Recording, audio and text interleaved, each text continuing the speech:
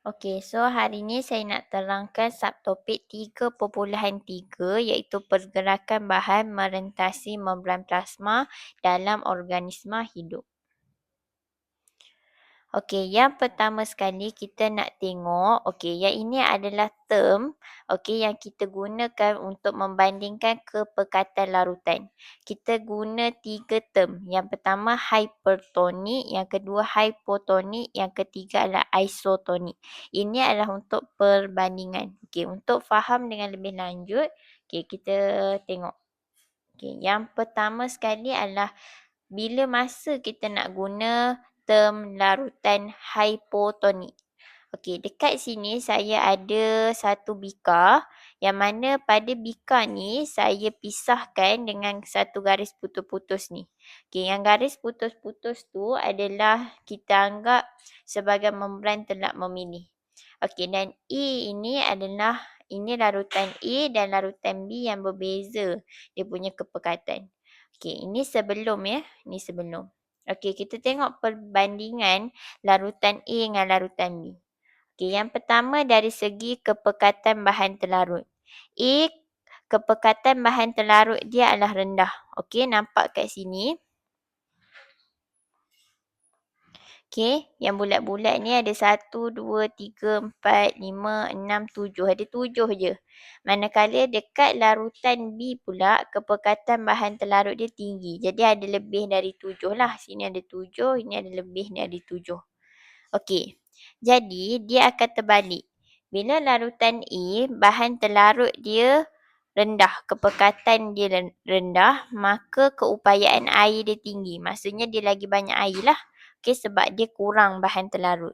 Manakala larutan B, sebab kepekatan bahan terlarut dia tinggi, maka keupayaan air dia rendah. Okey, sebab dia ada banyak bahan terlarut, jadi dia kurang air. Okey, jadi sekarang ni A ni lagi banyak air. Okey, berbanding B. Okey, sebab A ni kurang benda-benda bahan terlarut berbanding B.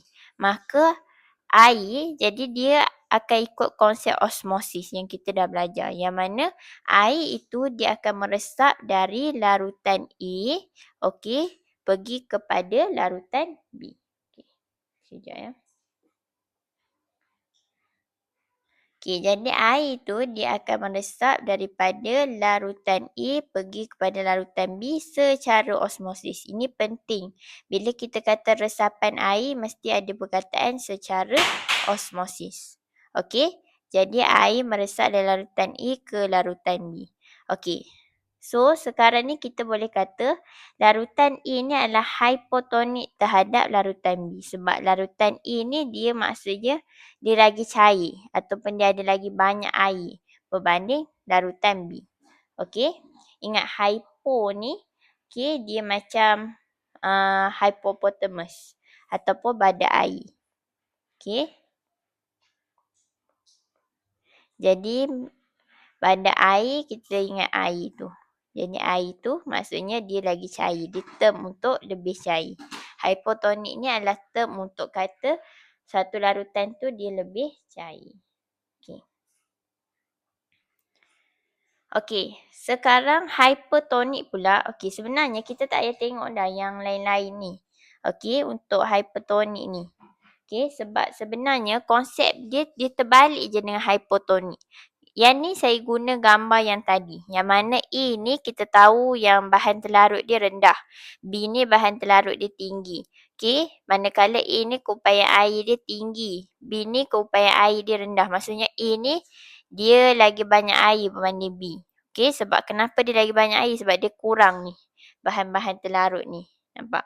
Okey, sebab A ni dia ada 1, 2, 3, 4, 5, 6, 7. Ada 7 je bahan terlarut. Manakala B ni dia ada lebih dari 7. Jadi B ni lagi pekat lah, dia kurang air. Jadi maka kalau ikut konsep osmosis, dia akan daripada kawasan yang banyak air ke sikit air. Okey, banyak air pergi ke kawasan yang sikit air. Ataupun ini bahasa pasar lah. Kalau bahasa buku, keupayaan air yang tinggi ke keupayaan air yang rendah. Okey, jadi Untuk hypertonik ni, okey, hypertonik, kalau hypotonik kita nak cakap dia lagi cair. Hypertonik ingat pekat. Maksudnya hypertonik ni adalah satu term yang kita guna nak cakap larutan tu lagi pekat. Maka kat sini siapa lagi pekat? B lah. Jadi B hypertonik terhadap larutan A. Okey, larutan B hypertonik terhadap larutan A. So ini ada sikit nota. Hypotonik lebih cair, hypertonik lebih pekat. Okey. So itu adalah untuk hypotonik dan hypertonik. Okey, seterusnya ada lagi satu term, isotonik. Isotonik ni macam mana? Isotonik ni dia adalah di mana keadaan yang, okey, contohlah saya bahagi kat sini. Sini kawasan A, sini kawasan B. Yang mana kepekatan bahan terlarut, okey, A sama dengan, kepekatan bahan terlarut B. Nampak? Dekat A ni, okey, kita anggap yang merah ni bahan terlarut. Okey. A ni ada 2 je bahan terlarut. Contoh, okey, ada 2 je. Manakala B pun ada 2. Jadi sama. Tak ada siapa yang lagi pekat, tak ada siapa yang lagi cair. Jadi kita kata larutan A dan B adalah isotonik terhadap satu sama lain. Iso, kita ingat S ini sama. Sama apa? Sama kepekatan. Okey. Okey, so kita dah selesai dengan term-term tu. Sekarang kita nak masuk kepada kesan larutan hypertonik, hypotonik dan isotonik terhadap sel haiwan. Ataupun sel haiwan kita guna hari ni adalah sel darah merah. Okey?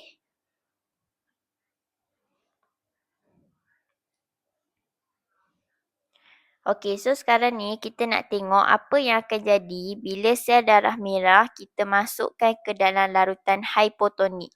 Maksudnya larutan yang kita masukkan ni dia lebih cair daripada kandungan sel darah merah. Okey, dia lagi cair daripada kandungan yang ada dalam sel darah merah. So kita kata larutan ni hypotonik terhadap sel darah merah. Okey. Jadi, bila lagi cair, awak kena ingat konsep osmosis je. Osmosis dia daripada kawasan banyak air ke kawasan kurang air. Jadi, larutan ni bila lebih cair maksudnya dia lagi banyak air berbanding kawasan ni yang kurang air. Jadi, air itu dia akan meresap masuk ke dalam sel secara osmosis. Meresap masuk ke dalam sel. Okey, maksudnya air masuk ke dalam sel sebab air itu lagi cair. Jadi kesan dia nampak sini sel tu menjadi kembang ataupun sel tu mengembang. Dan pada satu tahap sel tu dia akan meletus dan meletus term apabila sel darah merah meletus kita panggil hemolisis. Yang mana hemo ni adalah untuk sel darah merah. Okey, maksudnya sel darah merah.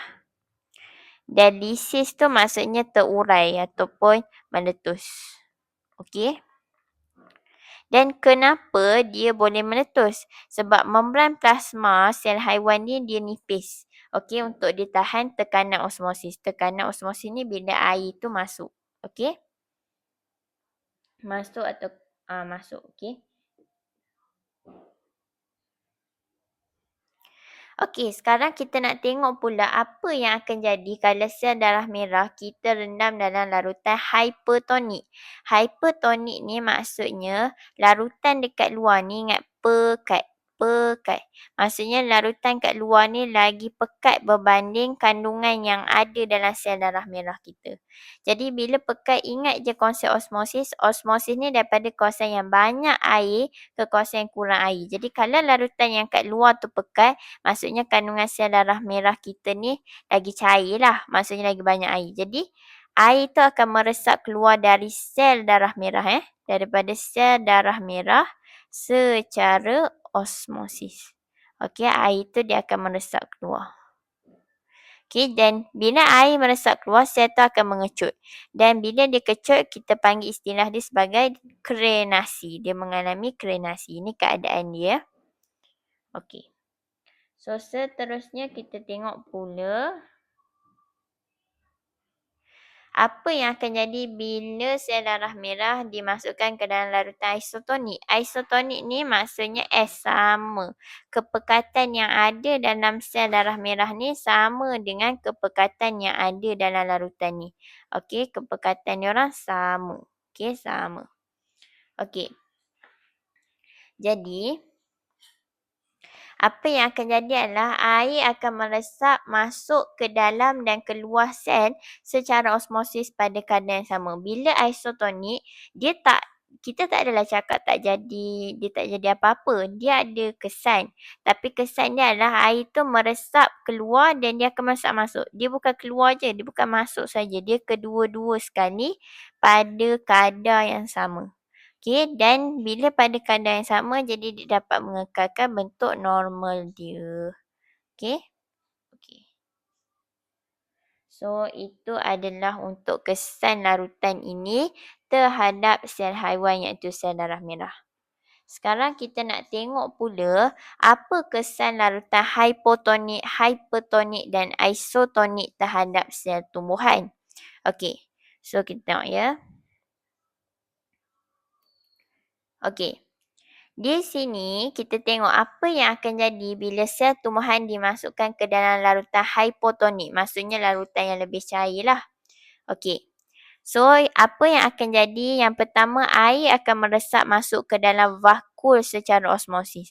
Okey, jangan salah konsep ya. Air tu dia bukan meresap masuk ke dalam sel ke dalam sitoplasma. Dia akan meresap masuk ke dalam vakul. Okey, vakul. Secara osmosis lah. Okey, kalau air kita kena mention dia secara osmosis. Okey.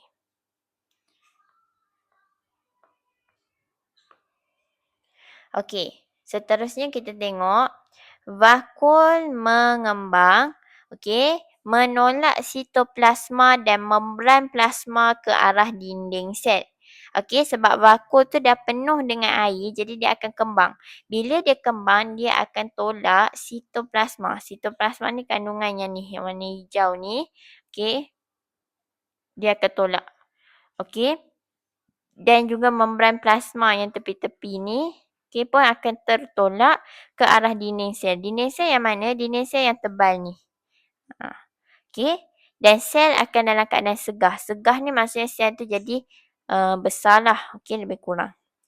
Okey, dan segah ni sebenarnya bagus untuk sel tumbuhan. Kalau sel haiwan, bila dia letak dalam larutan hipotonik, tak bagus, dia akan pecah. Tapi sel tumbuhan, sebab dia tak akan pecah sel tumbuhan ni. Sebab kenapa? Sebab dia ada dinding sel yang tebal ni. Nampak? Ini menghalang dia daripada pecah walaupun dia dimasuki banyak air. Jadi, dia tak akan pecah. Dia akan kembang je. Dia akan jadi segah. Tapi segah tu bagus untuk sel tumbuhan kerana segah ni dapat mengekalkan bentuk sel. Berbeza dengan sel haiwan, dia tak bagus sebab ada dalam larutan hipotonik ataupun dia dimasuki banyak air sebab dia akan pecah. Okey, dan kesegahan tadi, okey, menyebabkan sel pengawal, ini nampak ni sel pengawal, ini. Okey, ni sel pengawal. Okey.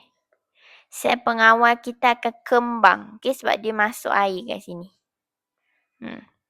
Dan stoma ni, okey, stoma tu liang ni akan terbuka. Bila stoma terbuka, bolehlah gas masuk, gas karbon dioksida masuk. Okey, untuk menjalankan fotosintesis. Okey.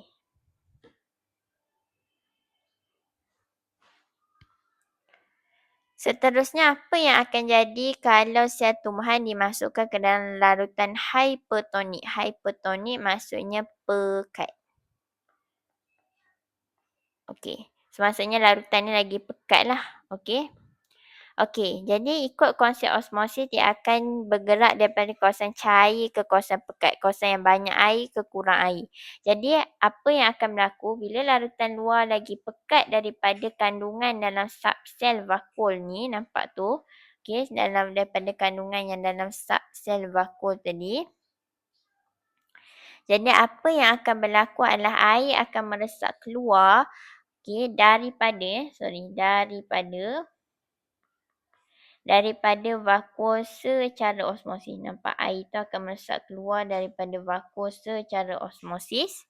Dan vakuum bila dia dah kehilangan air, vakuum tu akan mengecil. Nampak ni, vakuum ni dia akan jadi kecil. Okey, tadi dia kembang kan, sekarang dia kecil. Dan bila vakuum tu kecil, jadi sitoplasma ni, ini nampak sitoplasma ni yang kelilingi dia ni. Okey. Okey, sorry bukan yang tu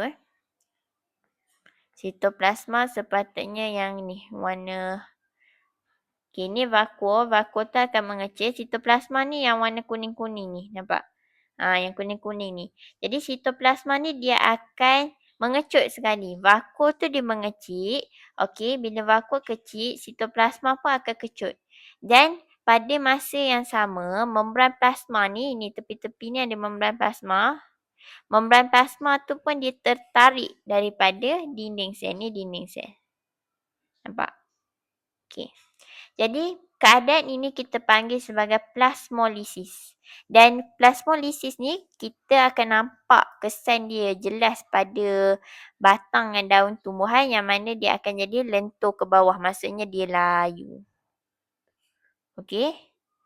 Dan macam mana, nak bagi, daun ke batang yang layu, segar semula. Segar tu maksudnya kita kena cepat-cepat pindah ke dalam larutan hypertonik. Yang mana larutan yang lagi cair daripada kandungan vakuum. Supaya, air dapat meresap masuk balik ke dalam vakuum tu dan dia dapat jadi segah semula. Dia dapat jadi segah semula. Dan keadaan dia daripada layu jadi segah kita panggil diplasmolisis. Diplasmolisis.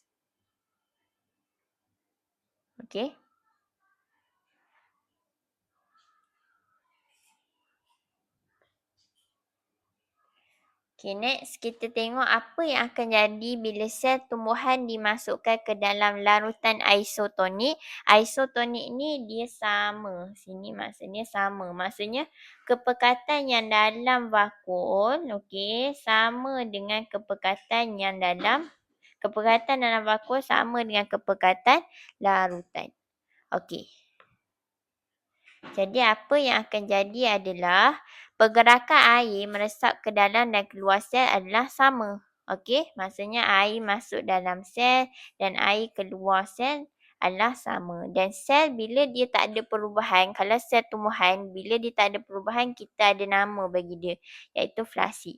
Flasidnya kita cakap dia biasalah. Tak segah, tak kembang, dan juga tak layu. Dia keadaan normal.